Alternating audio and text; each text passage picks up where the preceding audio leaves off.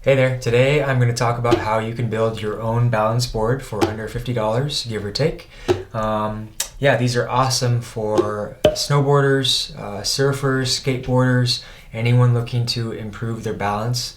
I highly recommend these. So just a little about myself. My name is Mark. I'm a doctor of physical therapy. I am part of a husband and wife team. If you want to look at our credentials, they are in the description below. We are athletes and healthcare professionals, primarily working with athletes and weekend warriors. So let's get started. Okay, so the first and most important piece to your balance board is the deck. So what I have here is an old skateboard deck. I actually have an old Santa Cruz deck, so it doesn't have to be anything fancy. If you want to look at the description below, I put references to all of the materials that you'll need and directions, so check that out. The one I have on Amazon down there is about less than $20, and it's super cheap. It's just a multiply maple board, so you don't need anything fancy. So there you go, halfway there. In regards to the balance piece, what I have here is a 6 inches across, 24 inches long PVC pipe. The reference that I have below, I actually got this from Home Depot for about $9 to $10.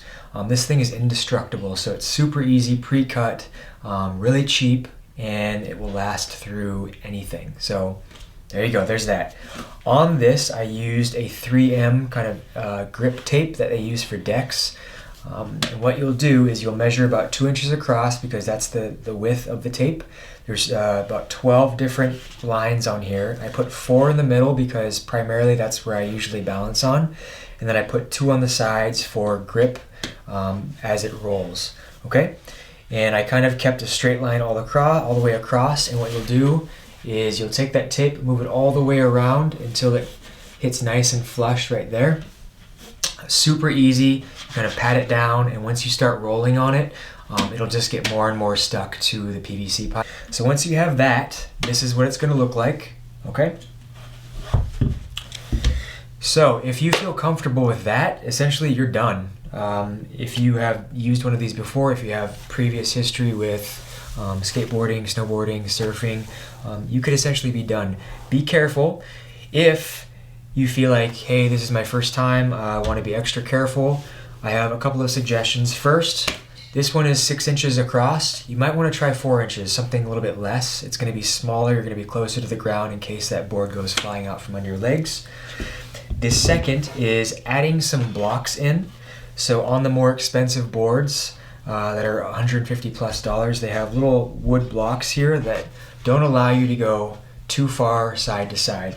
What you can do here, I actually have a piece of scrap wood, is you're going to measure the piece of scrap wood about, let's see, less than 8 inches across. This one's about an inch, a little over an inch thick. And you're going to put that down right across there on the board, just like so, okay? What you'll do is you'll get a couple of screws, 2 to 4. You can pre-drill holes in your deck, or you can use one of the 2 that are already there. And you're just going to screw that to the deck. If you want to be a little bit more kind of visually appealing, you can actually get a sander or a piece of sandpaper and kind of sand out a bowl. Because as you'll know, these skateboard decks are they're not exactly flat, they're kind of a little bit bold. I don't know if you can see that. And what that'll do is that'll make it a little bit more flush, and it won't create that gap. So once you have that, you'll put about 2 to 4 screws in the top here. That'll be on that end, that'll be on that end.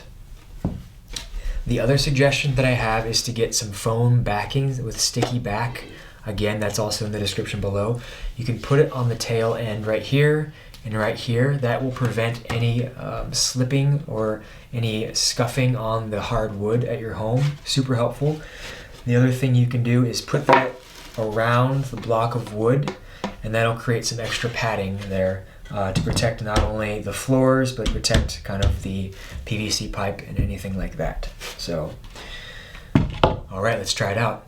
Okay, so you've made both pieces for the balance board.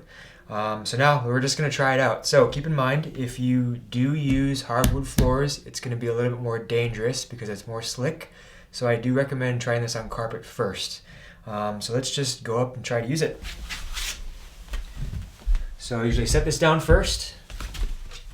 I'll set my board kind of near the end first, so that gives me some space to roll onto.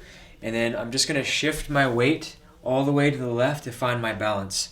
So again, try this on carpet first, don't try this on wood floor first. Here we go. Oop, see? Let's try it again.